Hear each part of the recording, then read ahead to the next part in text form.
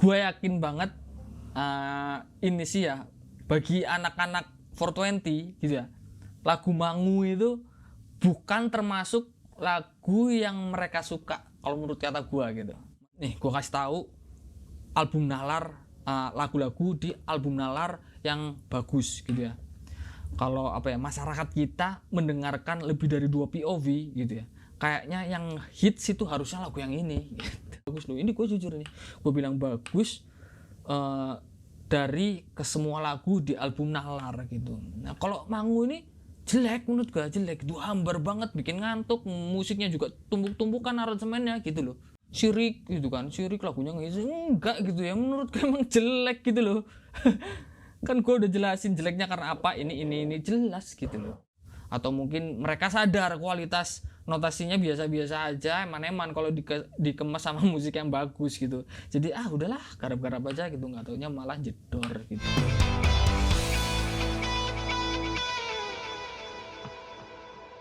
Oke, masih bareng gua Richie Leozi di konten musik. Ngobrol asik soal musik, selera naik kelas. Oke, episode kali ini apa ya?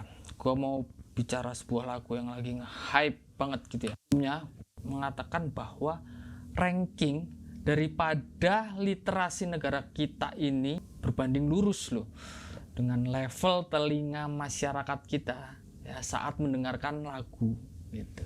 Apakah mendengarkan lagu itu ada levelnya? Ada dong.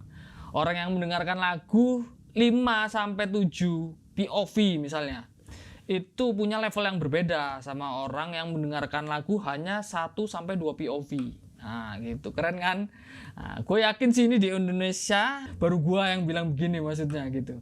Karena ini hasil daripada buah pemikiran gue sendiri, jadi gue percaya diri untuk mengatakannya. Oke.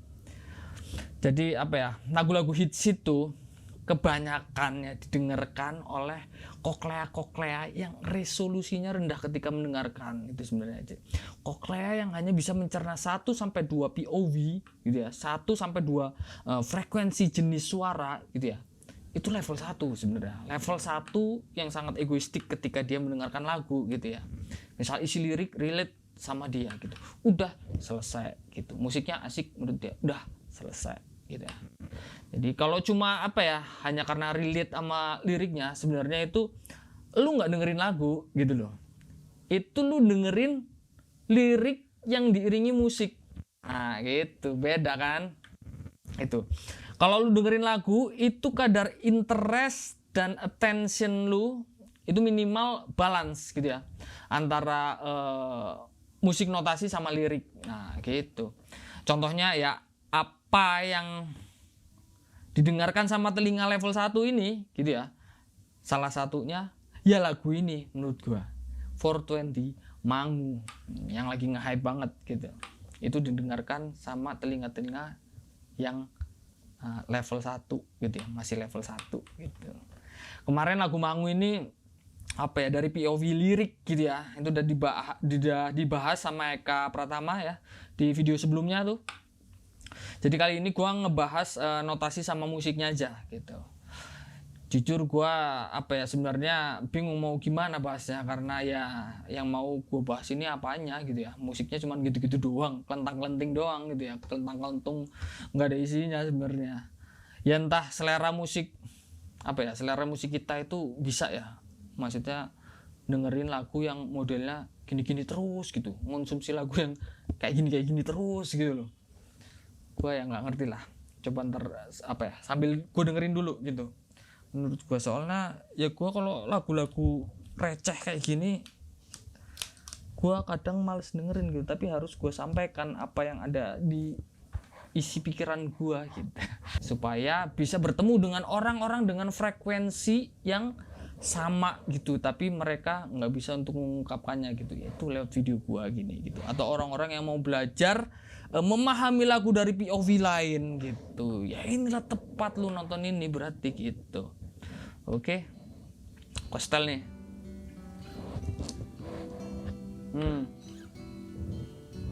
Iya, kelentang-lentung doang nih gitu.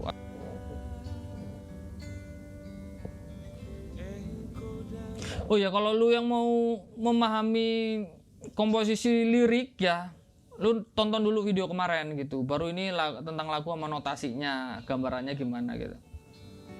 Masuk logika mau hatiku. Oke.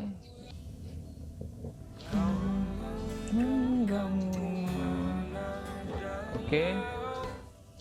Perlutnya.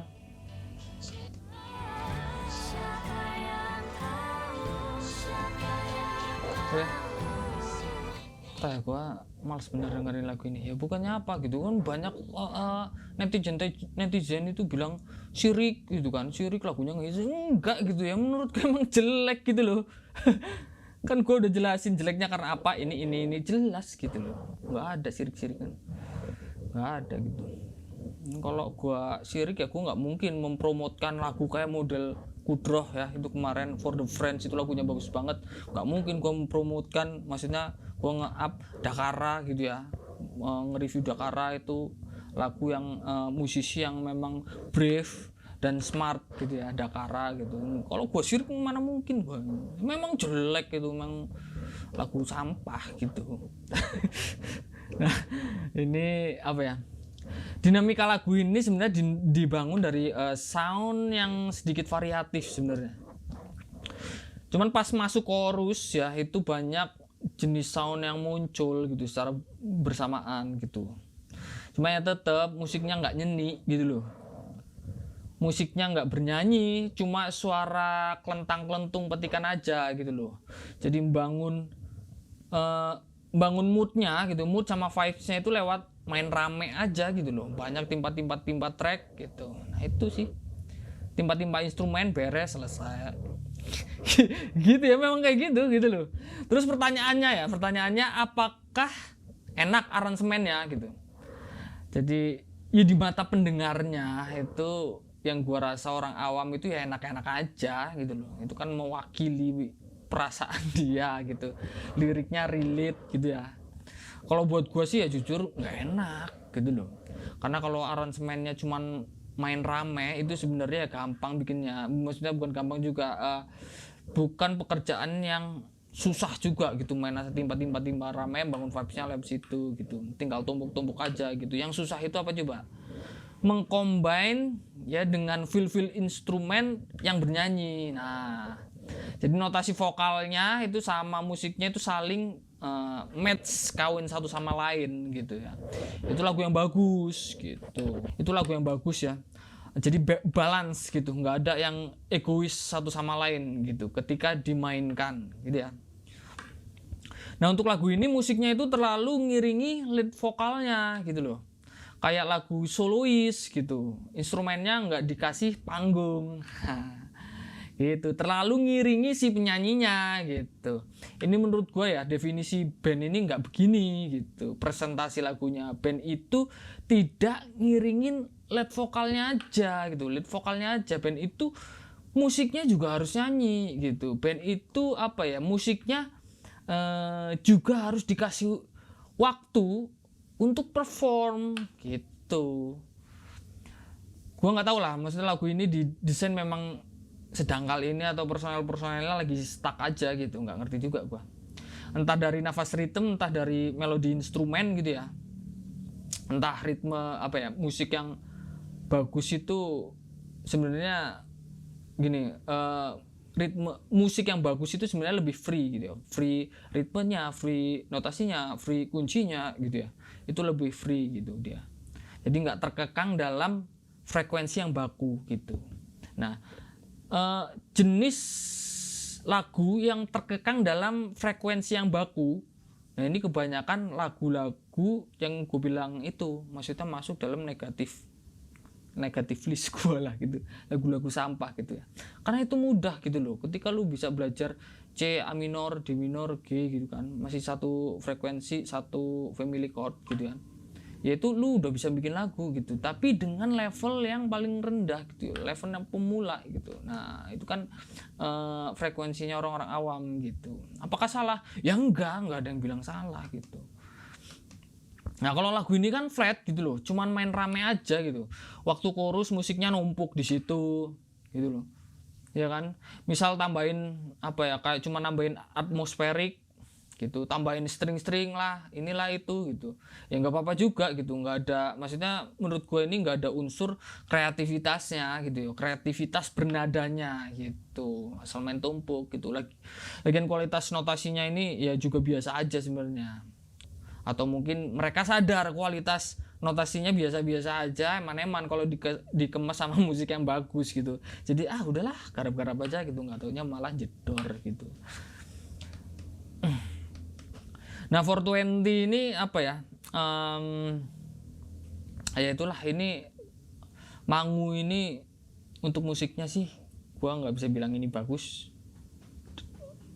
tapi bilang ini jelek. Ya apa ya, nggak jelek juga, maksudnya hambar banget itu loh, hambar banget gitu musik sama notasinya gitu, bikin ngantuk, asli bikin ngantuk ini lagu ini gitu. Udah gitu aja sih kalau menurut gua gitu. Nah gua kan kemarin itu baru bahas ya album Nalar ini gitu di TikTok sama di Reels gitu ya, lumayan rame sih tanggapannya, ditanggapin juga sama salah satu personel itu, gitarisnya kalau nggak salah apa, Nui ya, oh ya Nui itu ya, apa ya, gue bilang Ari itu nyanyinya kayak orang belum makan gitu, kayak orang kelaparan gitu. Ya kalau itu memang jadi ciri khasnya dia ya silakan gitu. Berarti ciri khasnya dia di mata gue kayak orang kelaparan nyanyinya gitu. Nih jadi gue kasih tahu apa ya? Nih gue kasih tahu album Nalar, lagu-lagu di album Nalar yang bagus gitu ya. Kalau apa ya, masyarakat kita mendengarkan lebih dari 2 POV gitu ya, kayaknya yang hits itu harusnya lagu yang ini gitu. Jadi bukan hanya relate sama perasaan lu, tapi lu bisa mendengarkan dalam dimensi yang lebih luas gitu loh. Kalau ini apa ya, level paling dangkal sih, maksudnya cara kita mendengarkan lagu level 1, relate titik, udah selesai gitu. Nih 2 lagu itu ya, yang pertama itu Besi Tua, yang kedua itu Nematomorpha. Nah ini 2 lagu ini bagus, ini gue bilang bagus loh, ini gue jujur nih, gue bilang bagus dari ke semua lagu di album Nalar gitu. Nah kalau Mangu ini jelek, menurut gue jelek, itu hambar banget, bikin ngantuk, musiknya juga tumpuk-tumpukan aransemennya gitu loh. Tapi ya memang nyatanya ngehits, ya udah ngehits gitu, disukain sama orang awam yang level mendengarkannya, level telinganya itu level 1 yang udah gue jelasin tadi itu gitu. Jadi ini definisi notasi yang bagus ya. Apa ya? Bentar, ini apa ya, definisi notasi yang bagus itu harus gue jelasin lagi sih, ini ntar di segmen khusus lah gitu ya. Intinya notasi yang bagus ini notasi yang memorable jika diinstrumentalkan gitu ya, atau sama sekali tidak diiringi musik tapi terdengar enak gitu loh ya, terdengar enak dan gampang diingat gitu. Dan apa ya, pemain pro itu kalau ngiringin lagu yang seperti ini, lagu yang apa ya, yang notasinya bagus gitu, itu nggak ngerasa bosen tapi pasti gitu. Nah intinya itulah pokoknya gambaran besarnya gitu. Sebenarnya kalau mau dijabarin lebih detail itu bisa, itu butuh segmen satu khusus gitu, notasi yang bagus itu kayak gimana gitu. Intinya itu ya, intinya memorable jika diinstrumentalkan, terus apa ya, apa ya, memorable jika diinstrumentalkan atau sama sekali tidak diiringi musik. Nah itu tetap memorable gitu, dan gampang diingat. Terus pemain pro itu kalau main nggak ngebosin, dia nggak bosen. Nah gitu, intinya itulah biar gampang dicerna gitu. Jadi notasi minor Dorian sih kalau lagu ini gitu, terutama Besi Tua sih itu bagus, gua akuin bagus.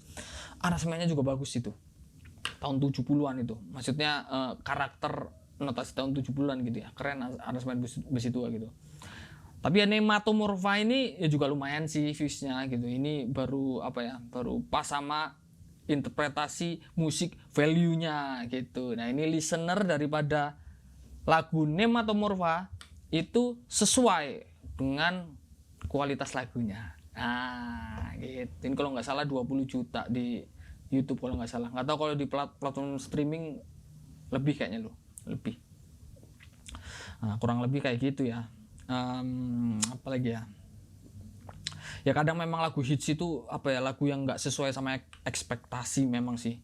Dan gue yakin banget ini sih ya, bagi anak-anak 420 gitu ya, lagu Mangu itu bukan termasuk lagu yang mereka suka kalau menurut kata gua gitu. Maksudnya menurut gua bilang anak-anak 420, menurut anak-anak 420 lagu Mangu itu bukan termasuk lagu yang mereka suka gitu. Ini menurut gua gitu, nggak tahu bener apa salahnya gitu.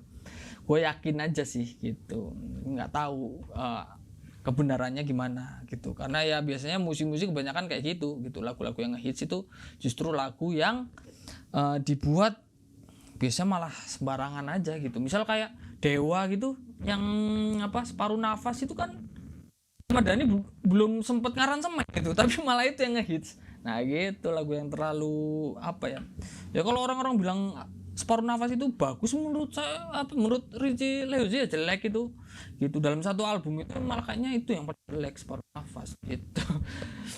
Nah, jadi lagu Mangu ini tadi udah gue jelaskan secara notasi dan aransemen itu jelek sih gitu.